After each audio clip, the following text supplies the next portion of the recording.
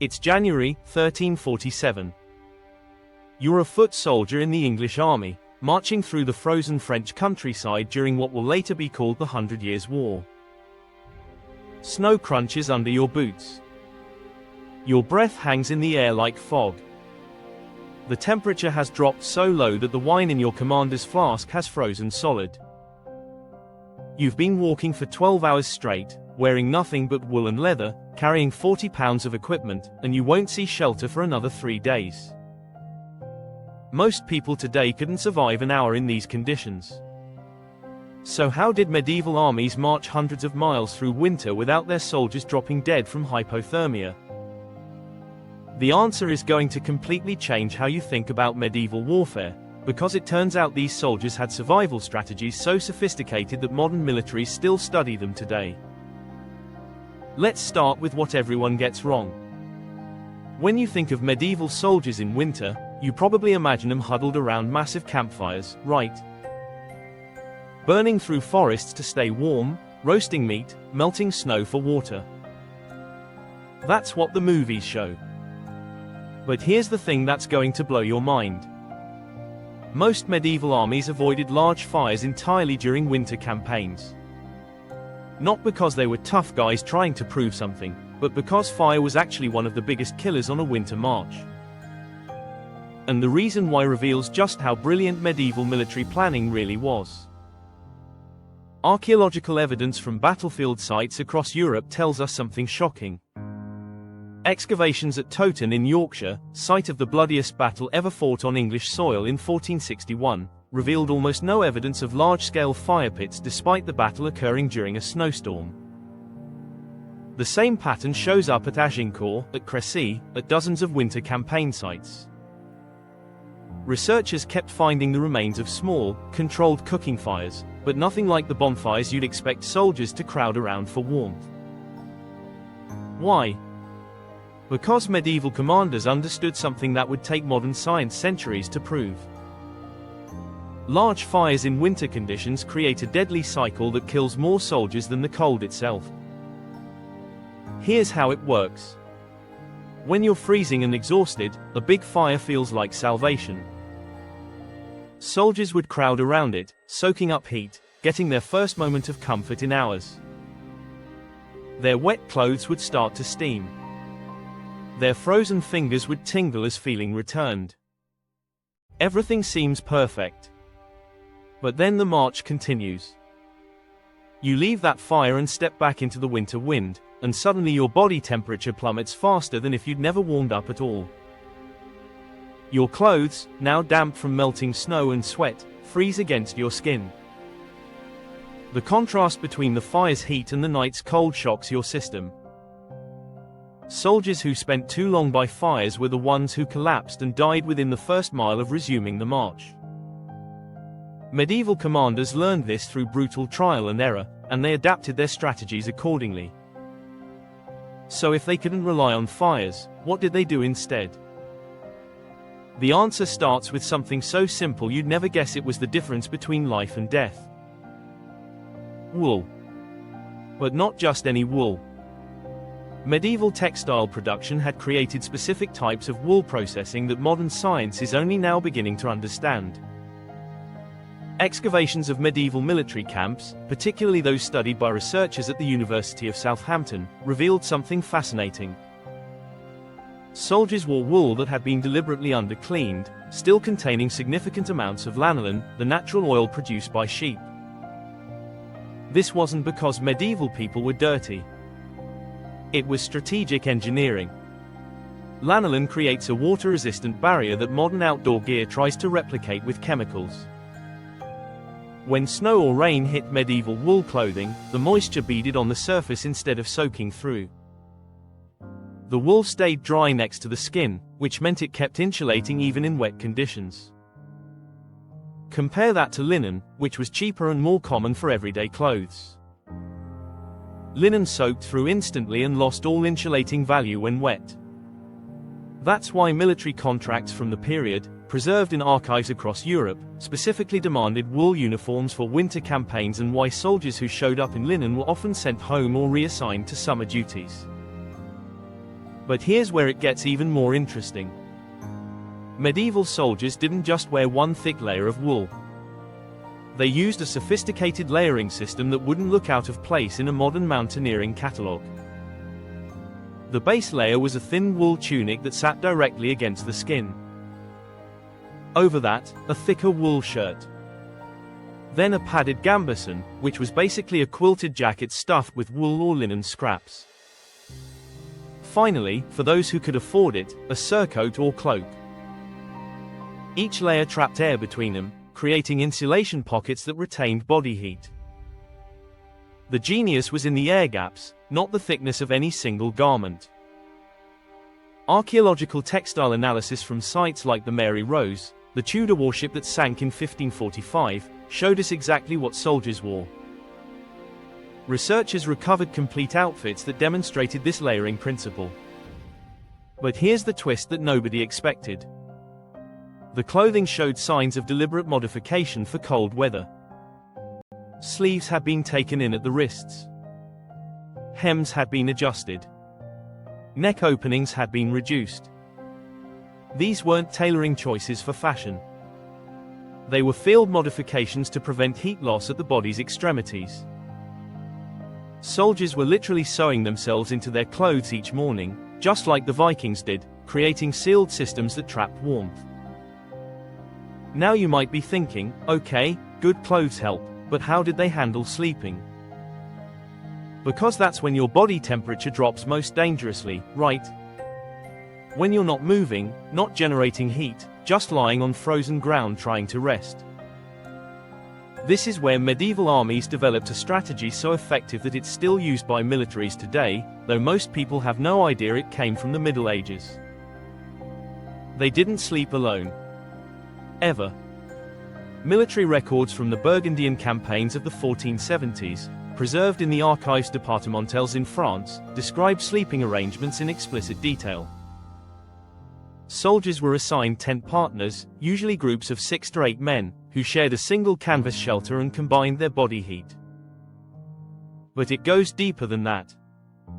Within these groups, men slept in pairs, often sharing a single blanket or cloak spread over both of them. This wasn't about comfort or camaraderie, though that helped.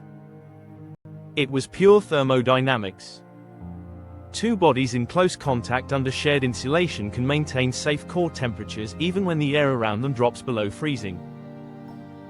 The system had rules, documented in military ordinances that governed everything from march order to latrine placement. Sleeping partners rotated watch duties so someone was always awake and moving, keeping the blood flowing. When one man stood watch, he'd often do simple exercises, documented in training manuals of the period, that generated heat without exhausting him. Arm circles, leg swings, controlled breathing techniques that we'd recognize today as similar to Wim Hof methods. When he returned to the tent, his partner would get up, and the sleeping space stayed warm because it never fully cooled down. But even the best clothing and sleeping arrangements couldn't work without the right fuel. And this is where medieval armies had to solve a problem that seems impossible. How do you feed thousands of men enough calories to survive winter conditions when you can't carry that much food and you can't stop long enough to cook elaborate meals? The answer reveals a level of logistical planning that would impress modern military strategists. Medieval armies marching in winter consumed between 4,000 and 5,000 calories per day per soldier. That's nearly double what a sedentary person needs and significantly more than summer campaigns required. The cold alone burns extra calories as your body works to maintain core temperature. Add in the physical exertion of marching with heavy equipment, and you've got soldiers who needed to eat constantly. Supply records from Edward III's Scottish campaigns in the 1330s show exactly what they carried. Hard cheese that wouldn't freeze or spoil. Dried peas and beans that could be eaten raw or quickly boiled. Salted pork and dried fish. Oat cakes and hard bread that stayed edible for weeks. And here's the crucial detail: significant quantities of fat. Fat was the secret weapon of medieval winter warfare. Butter, lard, and rendered animal fat provided concentrated calories that could be eaten cold and digested efficiently even when the body was hypothermic. Archaeological evidence from military camps shows that soldiers received fat rations that seem enormous by modern standards, sometimes a pound or more per day. This wasn't gluttony. It was survival science. Your body burns fat for heat more efficiently than it burns carbohydrates or protein, and in winter conditions, that efficiency meant the difference between making it to the next camp or collapsing in the snow. The provisioning system itself was remarkably sophisticated. Armies didn't carry all their food with them. They established supply depots along planned march routes, documented in administrative records that show medieval logistics were far more organized than most people realize. Castles and fortified towns served as resupply points where soldiers could replenish rations, dry out wet clothing, and rest in actual shelter. The march routes were planned around these stops, never more than 3 days apart, because commanders knew that was the maximum time soldiers could endure without proper rest and resupply. But what happened when things went wrong? When supply lines broke down, when weather turned worse than expected, when armies got trapped in hostile territory during unexpected winter storms.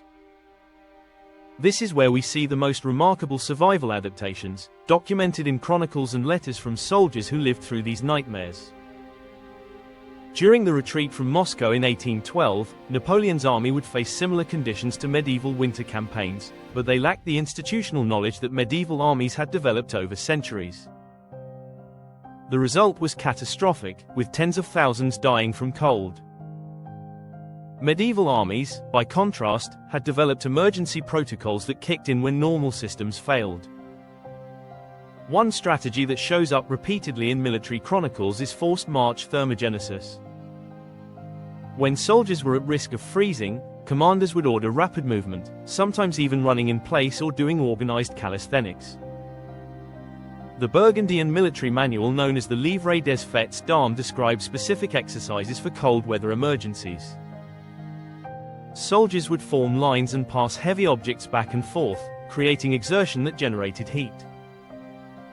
They'd perform coordinated movements that looked like drill practice but were actually designed to spike body temperature quickly. Modern military research has validated this approach. Brief, intense physical activity can raise core temperature faster and more safely than external heat sources in emergency situations. Another emergency tactic was the construction of snow shelters, a technique that medieval armies learned from local populations in Scandinavia and the Alps.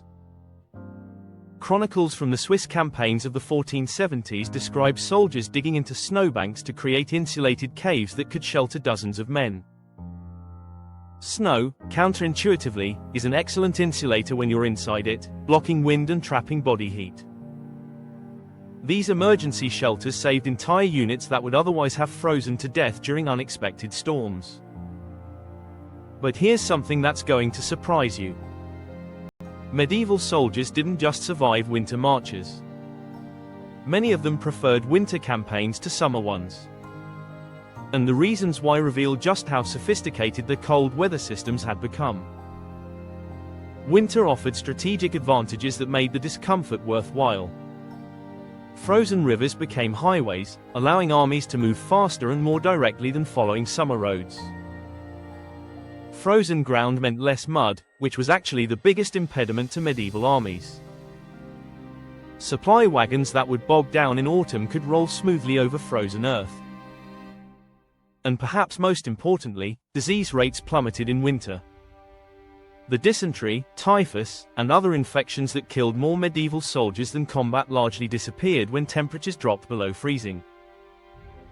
Military records from the Teutonic Knights, who campaigned regularly in the brutal winters of Eastern Europe, show that commanders specifically planned major operations for January and February.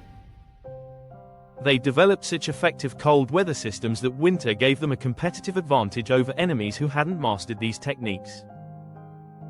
The same pattern appears in English campaigns in Scotland, where winter raids became a preferred tactic precisely because the English had better cold weather logistics than their opponents.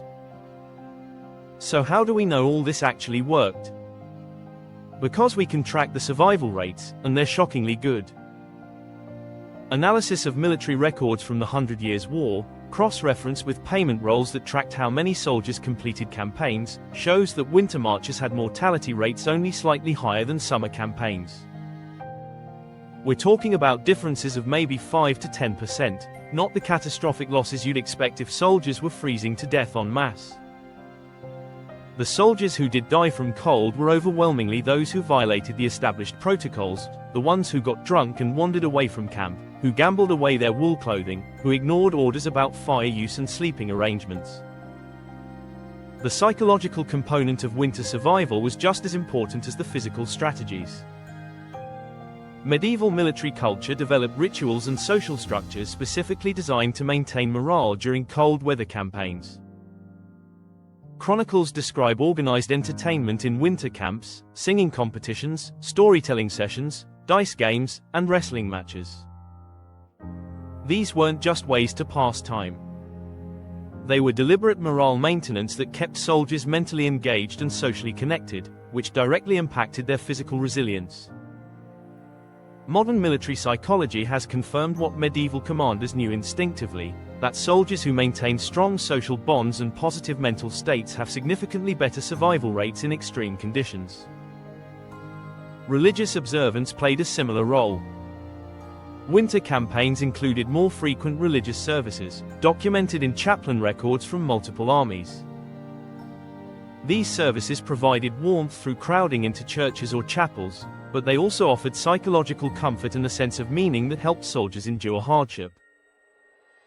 The combination of physical survival techniques and psychological support created a comprehensive system that addressed both body and mind.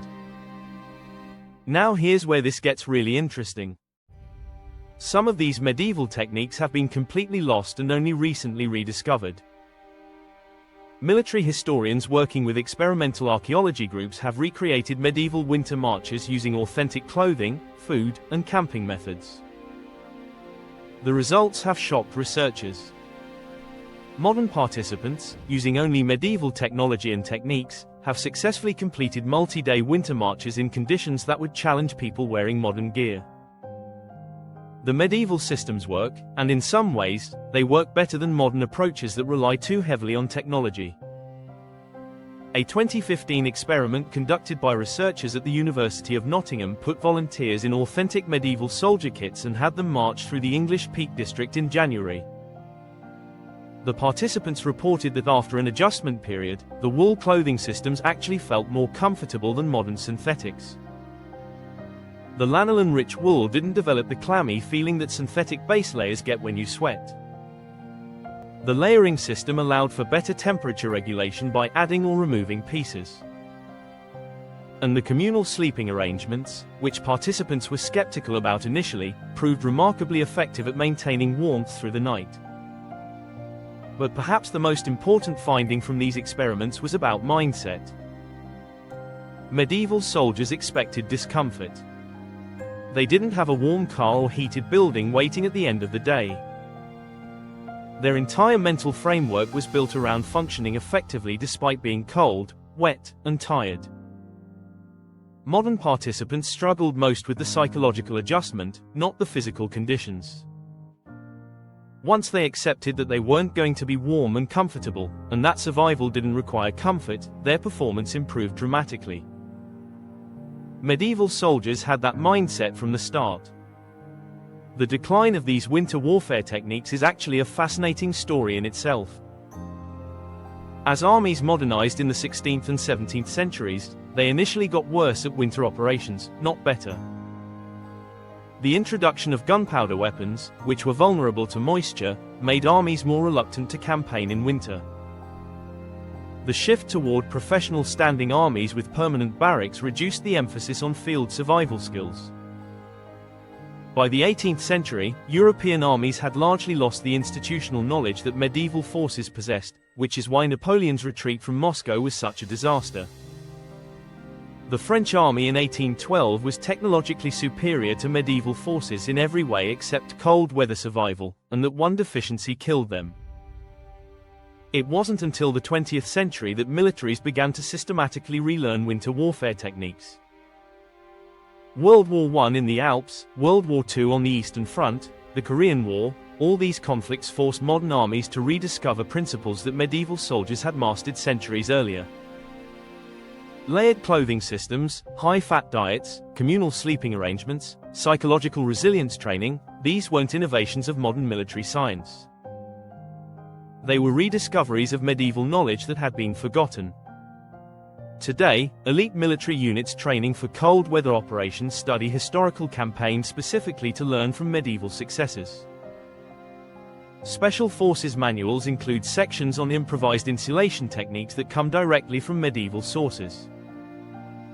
The U.S. Army's Cold Weather Operations Manual, updated in 2016, includes wool clothing recommendations and buddy system sleeping arrangements that would be instantly recognizable to a 14th century soldier.